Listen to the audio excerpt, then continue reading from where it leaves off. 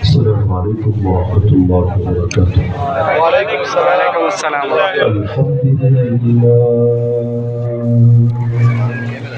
الحمد لله وحده وكفى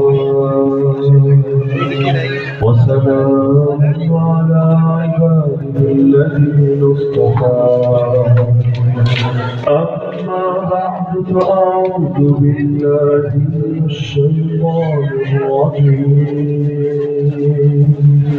بسم الله الرحمن الرحيم. إن الله اشترى من المؤمنين أنفسهم وأموالهم بأن لهم الجنة يقاتلون في سبيل الله فيقتلون ويقتلون وعدا عليه حقا في التوراة والإنجيل والقرآن ومن أوفى بعهده من الله فاستبشروا ببيعكم الذي بايعتم به وذلك هو الفوز العظيم. وقال النبي صلى الله تعالى عليه وسلم من لقي الله بغير أثر من الجهاد لقي الله وفيه ثلمة. الحمد لله صدق الله العلي العظيم وبلغنا رسوله النبي الكريم. Manahil international মাদ্রাসা এলাকাবাসীর যৌথ উদ্যোগে আয়োজিত আজকের এই বার্ষিক ওয়াজ মাহফিলের সম্মানিত সভাপতি, উপস্থিত মাদ্রাসার শ্রদ্ধা প্রতিষ্ঠাতা প্রিন্সিপাল মুফতি জাকারিয়া মাহমুদ মাদানী জামান বরকাতুল আলিয়া, উপস্থিত আমার শ্রদ্ধা জজিবুল ইহতরাম হযরতুল উলামায়ে কেরাম, এলাকার মুসলমান মুরব্বিগণ, স্থানীয় এবং দূর-দূরান্ত থেকে আগত দরদি কোরআন প্রেমী তৌহিদ জনতা এবং পর্দার আড়ালে থাকা মা-বোনেরা, আল্লাহ রাব্বুল আলামিন ঈমানদারদের থেকে তাদের জান এবং মাল জান্নাতের বিনিময়ে কিনে নিয়েছেন। আল্লাহর কাছে যদি কোনো কিছু বিক্রি করে দিয়ে থাকি তাহলে আগেও তো মূল মালিক তো আল্লাহই ছিলেন, বিক্রি করে দেওয়ার পর তো আরো বড় মালিক আল্লাহই হয়ে গেলেন। তাহলে এই জানের উপর আমার মালিকানাই আর কই বাকি থাকলো, এই মালের উপর আমার মালিকানাই আর কোথায় বাকি থাকলো? বিক্রি যখন করে দিলাম, বিক্রিত জিনিসের উপর আর দাবি থাকবে কোথেকে? এজন্য ইসলাম যে আমরা বলি, আমাদের ধর্মের নাম ইসলাম, দ্বীনের নাম ইসলাম, কবরে রাখার পরেও দ্বিতীয় প্রশ্নই এটা, আমা দ্বীন ও বান্দা বল না তোর দ্বীনের নাম কি, তোর আদর্শের নাম কি, তোর ধর্মের নাম কি? আমরা যে আল্লাহ তাআলা তৌফিক দিলে বলবো ইনশাআল্লাহ দ্বীন আল ইসলাম, আমাদের দ্বীনের নাম হলো ইসলাম। ইসলাম মানে কি?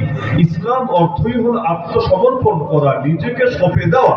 কোন অপরাধী যদি, কোন পলাতক আসামি যদি নিজেকে সঁপে দেয় বিচারকের সামনে, তখন আর তার নিজের ইচ্ছার কোনো দাম থাকে না। বিচারক যদি বলে জেলে যেতে হবে, জেলেই যাওয়া লাগবে, কোনো উপায় নেই। বিচারক যদি জামিন দেয়, এটাও তার এখতিয়ার, তাহলে কোনো অসুবিধা নাই। আবার বিচারক যদি ফাঁসিরাও দিয়ে দেয়, কোনো কিছুই বলার নাই। যখন আত্মসমর্পণ করে দিলাম, আমার চাওয়ার কোনো দাম নাই। বিচারক যেটা চাইবে সেটাই চূড়ান্ত, বিচারক যেটা বলবে সেটাই অবধারিত। ইসলাম মানেই হলো নিজের জান সঁপে দিলাম, মাল সঁপে দিলাম, যার যা আছে সব সঁপে দিলাম কাকে? আল্লাহকে। ইন্নী ওয়াজ্জাহতু ওয়াজহিয়া লিল্লাযী ফাতারাস সামাওয়াতি ওয়াল আরদা হানিফা, আমি নিজেকে অভিমুখী করে দিলাম ওই রবের উদ্দেশ্যে যে রব সৃষ্টি করেছেন সবগুলো আসমান, সৃষ্টি করেছেন জমিন।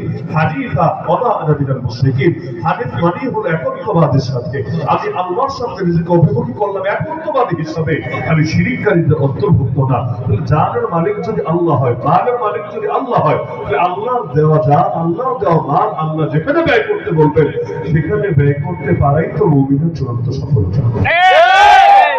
কারণ আমার কাছে এটা আমানত হিসেবে বিক্রি করে দিয়েছে। অনেক সময় দুনিয়াতে হয় বেচার পরও কাস্টমার বলে কিছুক্ষণ রাখেন আপনার কাছে, আমি একটু কাজে যাচ্ছি, এসে নিয়ে যাবো আপনার থেকে। এভাবে যদি রেখে যায় তাহলে এটাও কিন্তু তার মালিকানাধীন জিনিস। এখানে চাইলেই নিজের মন মতো কিছু করা যায় না, কারণ এটা এখন আমার কাছে আমানত। আগে আমি মালিক ছিলাম, কিন্তু যখন বেচে দিলাম এখন মালিক আমি না, মালিক ক্রেতা। আমার কাছে জাস্ট আমানত হিসেবে রেখেছে। এই আমানত ঠিকঠাক ভাবে দেখে রাখা এটাই হলো আমার জিম্মাদারি। জান বেচে দিলাম আল্লাহর কাছে, এরপর আমার কাছে জান আছে কেন, আমি দুনিয়াতে বেঁচে আছি কেন, কারণ আল্লাহ আমানত হিসাবে দিয়েছেন। আমানত যে বান্দা কিনে নিয়েছি, মালিক আমি, দিয়েছিলাম আমি, সেই হিসাবে মালিক আমি। আগ থেকেও মালিক ছিলাম, আবার আমার মালিকানারই নতুন করে আমি আবার কিনে নিলাম। যখন কেনাও শেষ হয়ে গেল, এরপরও বান্দা তোর কাছে একটু দিয়ে রাখলাম, আমি দেখতে চাই তুই এই আমানতের ব্যবহার কিভাবে করিস, ভালোভাবে করিস না মন্দভাবে করিস, এটাই পরীক্ষা করতে চাই, ভিন্ন কোনো কিছু না। আল্লাহ রাব্বুল আলামিন যেহেতু জানও কিনে নিয়েছেন, আমানত দিয়েছেন, মালও কিনে নিয়েছেন, জাস্ট আমানত হিসেবে দিয়েছেন, তাহলে আমার জানের ব্যবহার, মালের ব্যবহার তো নিজের মন মতো হওয়া উচিত না। কারণ আমানতের জিনিস যেমনি মনে চায় এমনি ব্যবহার করার কোনো সুযোগ থাকে না। প্রতিটা দৃষ্টি দেওয়ার আগেও তো আমার ভাবা দরকার যে দৃষ্টি কোন হারাম দৃষ্টি হচ্ছে না তো, যদি হয় আমার আল্লাহ যিনি আমানত হিসেবে আমার কাছে দিয়েছেন তিনি নারাজ হবেন না তো। প্রতিটা কথা, প্রতিটা গালি, প্রতিটা নিবত, প্রতিটা গান শোনার আগেও তো কানে শোনার আগে একটু চিন্তা করা উচিত। এই গান দিয়ে যে যা মনে চাই তাই শুনছি, আরে এটা তো আমানত, আমার কাছে আমানতের জিনিস, যেভাবে ইচ্ছা সেভাবে কেন ব্যবহার করছি। ইসলাম মানেই তো নিজেকে সঁপে দিলাম আল্লাহর কাছে। সঁপে দেওয়ার পর আমার আর চাওয়া কি, সঁপে দেওয়ার পর আমার আর বলা কি, সঁপে দেওয়ার পর আমার ইচ্ছা কি। সঁপে যখন দিলামই, মনিবের চাওয়াই আমার চাওয়া, মনিবের ইচ্ছাই আমার ইচ্ছা, মনিবের বলাই আমার বলা। মনিব যেটা চূড়ান্ত করবেন এর বাইরে আমার কোনো সে থাকতেই পারে না। দুনিয়ার মধ্যে বহুত মানুষ এমন যারা নিজেকে পরিচয় দেয় মুসলিম হিসাবে, লেকিন কবরে যখন ফেরেশতা প্রশ্ন করবে মান রব্বুকা ওয়া মা দীনুকা ওয়া মান হাযা রাজুলুল্লাযী বুইসা ফীকুম, তারা স্পষ্ট কোনো জবাব দিতে পারবে না। কি বলবে সেটা হাদিসে আছে, হা হা লা আদরি, হা হা লা আদরি। এই হা হা মানে হলো আফসোস, হায় আফসোস, হায় আফসোস, আমি তো জানি না, আমি তো বলতে পারছি না, আমি তো বুঝতে পারছি না। এরকম বহুত মানুষ যারা নিজেকে মুসলিম পরিচয় দেয়, কিন্তু সে সময় জবান থেকে ওই জবাব বের হবে না, কারণ জবাব সেদিন চাইলেও কেউ বের করতে পারবে না। দুনিয়াতেই কখনো এমন হয়, কঠিন সিচুয়েশনে যখন লোকে পড়ে মাথা ঠিকভাবে কাজ করে না। রিমান্ডের অভিজ্ঞতা তো আমাদেরই আছে, এর চাইতে বড় অভিজ্ঞতা যদি কারণ থাকে ঘুমের ভেতর, টর্চার সেলের ভেতর, তাহলে অভিজ্ঞতা আরো ভালো থাকবে। ওই সময় অনেক সময় মাথা ঠিকভাবে কাজ করতে চায় না, জানা জিনিস অনেক সময় মাথায় আসতে চায় না, কারণ একটা আতঙ্ক, একটা এমন ভাবে বিরাজমান থাকে যে ঠিকঠাক ভাবে অনেক কিছু চিন্তা করা যায় না। দুনিয়াতে পরীক্ষার হলে গেলেও দেখবেন অনেক জানা জিনিসও কেন যেন মনে আসে না। আর পরীক্ষা শেষ করে আপনি হল থেকে বের হন, হল থেকে বের হতে দেরি, আবার মনে আসতে দেরি না, আপনার নিজের মেজাজ গরম হবে, ধর এটা কিছু হলো, বললাম ঠিকভাবে, এখনো মনে আসলো ঠিকভাবে, মাঝখানে যখন লেখা দরকার তখনই মনে আসলো না। কেন আসলো না? কারণ মাথা ঠান্ডা ছিল না সে সময়। এক ধরনের আলাদা পেরেশানি, আলাদা চিন্তা থাকার কারণে আপনার মাথা থেকে এটা আসে নাই। কবরে যখন আসবে মুনকার নাকির, মুনকার নাকিরের চেহারাই তেমন ভয়ঙ্কর, আকৃতিটাই তেমন ভয়ঙ্কর, এমনকি তার আগের যে পরিস্থিতি হবে সব মিলিয়ে আরো তেমন ভয়ঙ্কর। জানা জিনিসও মনে থাকবে না, উত্তর যতই রেডি করে যাক, প্রশ্নটার আল্লাহ এমনি ফাঁস করেন নাই। প্রশ্ন ফাঁস না, দুনিয়ার তো প্রশ্ন ফাঁস করলে এটা তো আর পরীক্ষা থাকে না, কোনো কিছু বাকি থাকে না। আল্লাহ তো নিজেই প্রশ্ন ফাঁস করে দিলেন, কবরের প্রশ্ন কি হবে, হাসরের প্রশ্ন কি হবে, আল্লাহ না জানালে, নবী না বললে আমরা তো কোনোদিন জানতেও পারতাম না। প্রশ্ন কেন ফাঁস করে দিলেন? কারণ প্রশ্ন যতই জেনে রাখো, উত্তর যতই মুখস্থ রাখো, লাভ নাই। কেউ চাইলেই দিতে পারবে না, বরং এটা বের করতে পারবেন জবান থেকে একজনই, যিনি কে? ভেতরে যদি থাকে, মান রব্বুকা যখন প্রশ্ন করবে, কারণ ভেতরে যদি আসলে এটা থাকে জীবনের সব ক্ষেত্রে আল্লাহকে রব মেনেছে, তাহলে আলাদা করে তার চিন্তা করে বলতে হবে না, জবান থেকে অত বের হবে রব্বি আল্লাহ। যদি জীবনের সব ক্ষেত্রে ইসলামকে আদর্শ হিসেবে গ্রহণ করে, যখন জিজ্ঞেস করবে আমার দীনুকা, তোর ধর্ম কি, তোর দিন কি, তোর আদর্শ কি, তখন তার আলাদা করে চিন্তা করতে হবে না, অটোমেটিক বের হয়ে আসবে দিন ইসলাম। জীবনের সব ক্ষেত্রে যদি নবীকে আদর্শ মানতে পারে, যখন প্রশ্ন করা হবে ওমান হাযা রাজুলুল্লাযী বুইসা ফীকুম, চিন্তা করতে হবে না, জবান থেকে অত বের হবে তিনি হলেন নবী মুহাম্মদুর রাসূলুল্লাহ সাল্লাল্লাহু আলাইহি ওয়াসাল্লাম। ভেতরের মধ্যে থাকতে তো হবে, তাহলে না বের হবে, না থাকলে বের হবে কিভাবে। কত মুসলমান এমন আছে নিজেকে মুসলিম মানে আত্মসমর্পণকারী বলে পরিচয় দেয়, তো জীবনের বহু ক্ষেত্রে আল্লাহকে স্পেসে দিতে রাজি না। এই যে মুসলিম দেশগুলোতেও ধর্ম নিরপেক্ষতাবাদের চর্চা হয় না, এমনকি সংবিধানেও তো এটা ঢুকিয়ে রেখেছে। ৭২-এর কুফরি সংবিধান যেটা জাতির মাথার উপর চাপিয়ে দেওয়া হয়েছিল, আজও পর্যন্ত যেটা কার্যকর আছে, থাকবে না বেশি দিন ইনশাআল্লাহ, থাকবে না বেশি দিন। কারণ আগামীতে এই সংবিধান বাদ দিয়ে আমরা চাইলে ভালো একটা সংবিধানে পরিণত হবে, এতটুকু আশা আমরা করি ইনশাআল্লাহ। এই যে সংবিধানের 4টা মূলনীতি বানিয়েছে, এর মধ্যে অন্যতম মূলনীতি হলো ধর্মনিরপেক্ষতাবাদ। আমি আমার জীবনে কয়েকশো মুক্তিযোদ্ধাকে নিজে জিজ্ঞেস করেছি, নিজে, এমনকি ভিডিও দেখলেও পাবেন, এখন থেকে সম্ভবত 7-10 দিন আগে নরসিংদীর বেলাবো একটা গ্রাম আছে, বেলাবো মাধবদীর পাশে অবস্থিত।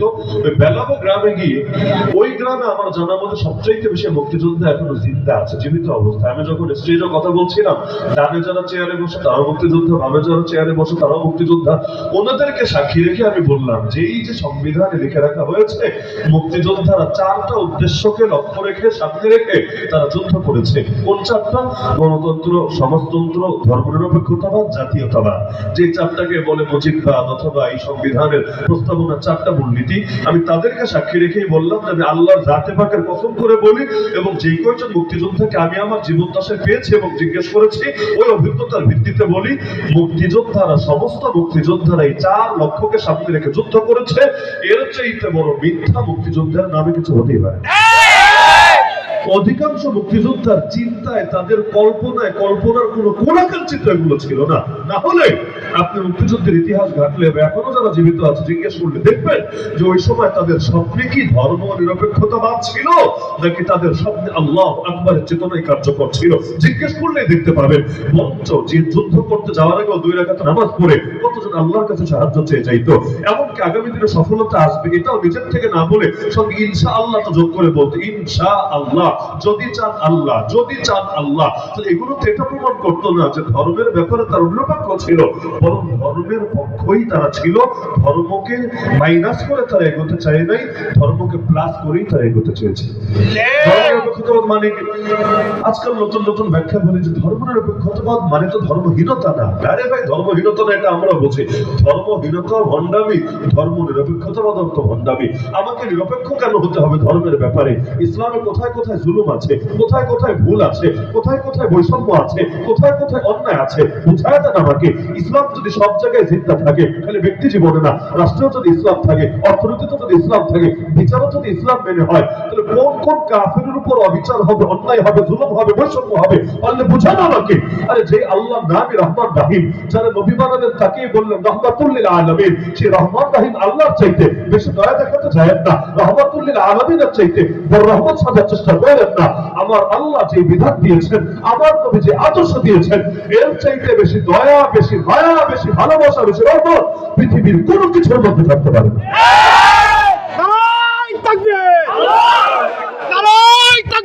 আল্লাহু আকবার। ইসলামের শত্রুরা হুঁশিয়ার, সাবধান। ইসলামের শত্রুরা হুঁশিয়ার, সাবধান। তাকবীর, আল্লাহু আকবার। কোন আইনের কথা বলবেন আপনি? কোন আইন? এক আইন দিয়েছেন আল্লাহ, আরেক আইন বানিয়েছে বান্দা। আরে আল্লাহর বান্দার মধ্যে যেভাবে তুলনা চলে না, আল্লাহর জ্ঞান আর বান্দার জ্ঞানের মধ্যে তুলনা চলতে পারে। যত বড় বিজ্ঞানী হোক, যত বড় দার্শনিক হোক, যত বড় লোক হোক না কেন, কই আল্লাহ আর কই বান্দা? পৃথিবীর সব মানুষ এক পাল্লায় উঠালেও আমার আল্লাহ সমান হবে? আল্লাহ সমান দূরের কথা, নবীর সমান হবে? নবীর সমান বান্দার সাহাবীর সমান হবে? সাহাবীর সমান দেখেন, কোন সাহাবীর পায়ের ধুলার সমান হবে? কার সাথে কার তুলনা? আমার আল্লাহ যে বিধান দিয়েছেন, সেই বিধান যাদের কাছে থাকে, তাদের অন্য কারো কাছ থেকে আদর্শ ভিক্ষা করে চলে লাগে। আরে কোটিপতি আবার ফুটপতির সামনে হাত পাততে পারে, যার নাই সে আরেকজনের সামনে হাত পাততে পারে, যার সবই আছে আলহামদুলিল্লাহ, সে আবার অন্যের কাছে হাত পাতবে কেন? ইসলাম কি পরিপূর্ণ না অপরিপূর্ণ? যদি অপরিপূর্ণ পরিপূর্ণ হতো তাহলে নয়তো কারো থেকে ভিক্ষা দিতাম, সমস্যা ছিল না। মনে করেন আমি একটা গাড়ি নিয়ে আসলাম মাহফিলে, আমার গাড়ির 3টা চাকা ঠিকই আছে, একটা চাকা নষ্ট হয়ে গেছে, এটা চলার মতো না। আসলাম তো ঠিক আছে, কিন্তু এখন আর যাওয়ার মতো না, যে কোনো ভাবে নষ্ট হয়েছে। চাকা আছে 3টা, কিন্তু আমার চাকা লাগবে 4টা। আমি তো এখন মহা বিপদে, আমি এখন কি করব? স্বাভাবিকভাবে আমাকে এখন কারো সাহায্য নিতে হবে। এখন মনে করেন আমি সভাপতি সাহেবকে বললাম যে আমার একটা চাকা দেন। বললো হুজুর চাকা তো আলাদা চাকা নাই, তাহলে আমার গাড়িতে তো আছে পুরান চাকা, অনেকদিন হয়ে গিয়েছে, তাহলে আপনি একটা চাকা খুলে নেন, আপাতত কাজ সারে, পরেরটা পরে দেখা যাবে, পরে আপনি কিনে নিয়ে আমারটা ফিরিয়ে দিয়ে বা আমি নিয়ে আসবো। ওই সময় দেখা যাবে আমি পুরান চাকা হলেও হয়তো খুলে লাগাতে রাজি হব। কেন রাজি হব?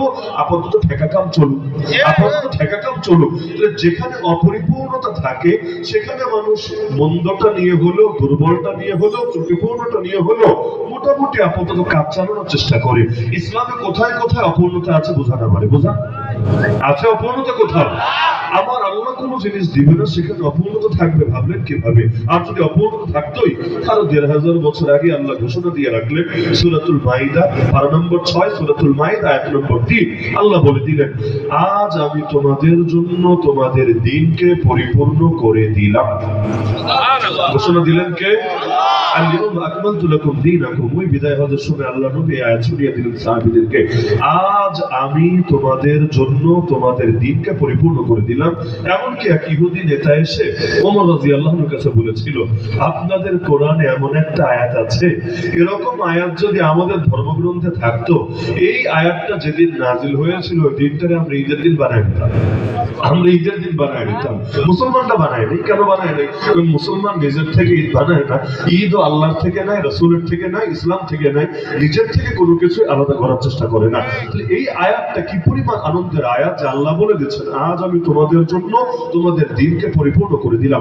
1500 বছর হয়ে গেল, আর এই আয়াত যদি কোনো জায়গায় কোনো ফাঁক থাকতো, এতদিনে বহু নাস্তিক, বেঈমান, কাফের, মুশরিক দাঁড়ায় বলতো, দেখ কোরআনে ভুল আছে, দেখ কোরআনের মধ্যে মিথ্যা কথা আছে। কিভাবে? এই যে আল্লাহ বললেন তোমাদের দিন পরিপূর্ণ, অথচ ইসলামে এইটা নাই, ওইটা নাই। এরকম একটা চ্যালেঞ্জ এই 1500 বছরেও কোনো বাপের বেটা দিতে পারে না। কতটা পরিপূর্ণ আপনি চিন্তা করেন। নবীর জামানায় দুনিয়াটা কেমন ছিল আর আজকে দুনিয়াটা কেমন। আরে আমরা ছোটবেলায় যে বাংলাদেশ দেখেছি ওইটার সাথেই তো অনেক কিছু মিল নেই। আপনারা যারা মুরব্বী তারা তো আরো অনেক কিছু দেখেছেন। মানে আমাদের এই বয়সেই দুনিয়াটা কত চেঞ্জ হলো, কত। এমনকি এখন যারা মুরব্বী অনেকে আছেন এমন স্মার্টফোনও চালাতে পারে না। যদি এটিএম মেশিনে আপনি ঢুকিয়ে দেন যে টাকা তুলে নিয়ে আসেন একটা কার্ড দিয়া, তিনি টাকাও তুলতে পারবেন না। কোন ফুটা দিয়ে ঢুকাবেন, কি টিপবেন না টিপবেন, এটাও তোর মাথায় ধরবে না। এমন মুরব্বীও আছে ওই স্মার্টফোনে কল রিসিভ করতে পারে না, মানে টান একটা দিলে তো রিসিভ হবে, উনি টান বোঝেন না, উনি টিপেন কি ভিতরে ঢুকে না কেন, এটা কাজ হচ্ছে না কেন, কারণ উনি এটার সাথে অভ্যস্ত না। এই কয়েকদিনের ভেতরেই আমরা কতটা সেকেলে হয়ে গেল। এমনকি আমি চিন্তা করি আমরা যখন বুড়া হবো ওই সময় যদি কি হবে, আমাদের পোলাপানগুলো যখন বড় হবে, আমাদের নাতিপুতিও যখন হবে, ওই সময় আমরাও তো মনে হয় এমন সেকেলে হয়ে যাবো যে আমরা ওই যুগের সাথে তাল মিলাতে পারবো না। এখন জেনজি নিয়ে কত কথা কত বলবো, কিন্তু জেনজি চিরকাল তো তারাই আপডেট প্রজন্ম থাকবে এমন না। যেমন 2012 পরে যাদের জন্ম ওরা জেনারেশন এ, জেড তো শেষ, জেড এর পর তো আর কিছু নাই, নতুন করে আবার এ শুরু হয়েছে, জেনারেশন আলফা। তাহলে এই জেনারেশন আলফা যখন বড় হবে আর জেনজি যখন বুড়া হবে, আবার জেনারেশন বি যখন আসবে ওগুলো যখন জোয়ান হবে, আর জেনারেশন জেড মোটামুটি দাঁতটা পরে একদম কোমর তোমার বাঁকা হয়ে কোন রকম দুনিয়ায় থাকবে, ওই সময় তো ভাই আমাদেরই খাপ খাওয়াতে কষ্ট হবে। এটাই বাস্তব না? এমনকি চিন্তা করেন সংবিধান, ছোট একটা দেশ, বাংলাদেশের কত বড় দেশ, ইন্ডিয়ার বহু প্রদেশও তো বাংলাদেশের চাইতে বড়, তাই না? এক উত্তর প্রদেশ কোন সাইজ আর পুরো বাংলাদেশটা কোন সাইজ, সেখানে ছোট একটা দেশে সংবিধান 17 বার পাল্টানো লাগলো, এরপর আইসা এখন সবাই টের পেল না। এইটা নিয়ে আর চলা সম্ভব না, এইটার টোটাল বাদই দিতে হবে, ডাস্টবিনে ফেলতে হবে, নতুন করে আবার সংবিধান বানাতে হবে। যার কারণে আগামী যে সংসদ আসবে, আগামী সংসদে যারা এমপি হবে এদের কাজ আবার দুইটা হয়ে যাবে, মানে সংসদেরই কাজ দুইটা। এখন অন্য স্বাভাবিক যে কাজ সেটা তো আছে, আর এখন নতুন সংবিধান প্রণয়ন করার কাজ। তাহলে 17 বার চেঞ্জ করার পরও ত্রুটি যাচ্ছে না, অপূর্ণতা দূর হচ্ছে না, সমস্যা থেকেই যাচ্ছে। অথচ কোরআনের বয়স 54-55 বছর হয় নাই, ইতিমধ্যে আলহামদুলিল্লাহ আমাদের চোখের সামনে 1500 বছর হয়ে গেছে। আর কোরআন আমার আল্লাহর কাছে তো হার জামা নাই, কোরআনের তো কোনো শুরু নাই, আল্লাহরও যেমন কোনো শুরু নাই, কোরআন তো আল্লাহরই সিফত, আল্লাহরই কালাম, লা আউয়ালা লা, এর কোনো সূচনা নাই। আল্লাহ নবীর কাছে এসেছে পরে, কিন্তু আমার আল্লাহর কাছে তো সংরক্ষিত তখন থেকে, আমার আল্লাহ যখন থেকে, কারণ আল্লাহর কালাম এটা, আল্লাহর গুণ এটা, আল্লাহর সিফত এটা। তাহলে এই যে কোরআন 1500 বছর আমাদের সামনে এই দুনিয়াতেই হলো, 1500 বছরে কয়বার পাল্টানো লাগলো? একবার তো পাল্টানো লেগেছে। তা পাল্টানো যে লাগে না, এখন তো মোটামুটি পুরানো হয়ে গেছে নাকি, সেকেলে হয়ে গেছে, অনেক ভুলভ্রান্তি বের হচ্ছে না, বরং যে কোরআন দেখলে মনে হয় আজকের বাংলাদেশ সামনে রেখেই মনে হয় কোরআন নাজিল হয়েছে। আমি যদি উদাহরণ দেওয়া শুরু করি যে আয়াতের সাথে এই যুগের এই মিল, এই আয়াতের সাথে এই যুগের এই মিল, মানে মাথা খারাপ হওয়ার মতো অবস্থা হবে যে আল্লাহ এত আগে এত আপডেট কথা কিভাবে বললেন, এত আগে এত আপডেট কথা কিভাবে বললেন। যেমন কোরআনে সবচাইতে বেশি যেই বাতিল নিয়ে আলোচনা, ওইটার নাম হলো ফেরাউন, তাই না? ফেরাউনের আলোচনা এত বেশি, আমার নবীর নামে কোরআনে আছে, আমার নবীর তো একাধিক নাম, এর মধ্যে মুহাম্মদ, যেই নামে কালেমা পড়ি লা ইলাহা ইল্লাল্লাহ মুহাম্মাদুর রাসূলুল্লাহ, এই মুহাম্মদ শব্দটা কোরআনের মধ্যে আছে কয়বার জানেন? মাত্র 4 বার, মাত্র 4 বার। কয়বার? আর ফেরাউন শব্দটা আছে কয়বার জানেন? 74 বার, 74। কই শুধু 4 আর কই 70 প্লাস 4, 74, 74। কত বেশি? কেন এত বেশি ফেরাউনের কথা কেন? অনেক বড় তিরসাদ ছিল এজন্য, অনেক বড় বুজুর্গ দরবেশ বাবা ছিল এজন্য না, কোনো দরবেশ বাবা টাবা ছিল না। লেকিন ফেরাউন এমন, কারণ কোরআনে তো আমার আল্লাহ ভালো চিনিয়েছেন, মন্দও চিনিয়েছেন। ভালো চিনিয়েছেন ধরার জন্য, মন্দ চিনিয়েছেন ছাড়ার জন্য। ভালো চিনিয়েছেন অর্জনের জন্য, মন্দ চিনিয়েছেন বর্জনের জন্য। তো এখন মন্দের উদাহরণ তো দেওয়া লাগবে। আমার আল্লাহ এমন একটা পারফেক্ট উদাহরণ দিয়েছেন। বাতিল তো বহুতে ছিল অতীতে, আমার আল্লাহ এমন একটা বাতিলকে চুজ করেছেন কোরআনে উদাহরণ দেওয়ার জন্য। আপনি খেয়াল করলে দেখবেন কিয়ামত পর্যন্ত যত বাতিলে আসবে, ওই ফেরাউনের সঙ্গে কিভাবে গুণগত বৈশিষ্ট্যগত মিল খুঁজে পাওয়া যাবে। এত বেশি আলোচনা আমার আল্লাহ ফেরাউন নিয়ে কারণেই করেছেন। খালি আলোচনা না, এক একবার নাম দিলেও 50টা করে নেকি আমল নামায় অ্যাড হওয়ার ব্যবস্থা করেছেন। আরবিতে কোরআনে এক অক্ষর পড়লে কয় নাকি জানেন না আপনারা? এক অক্ষর পড়লে কয় নাকি? ফিরআউন, ফিরআউন, ফা রা আইন ওয়াও নুন, অক্ষর কয়টা?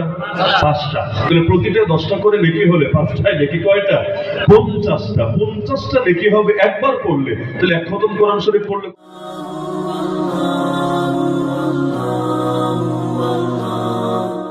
Allah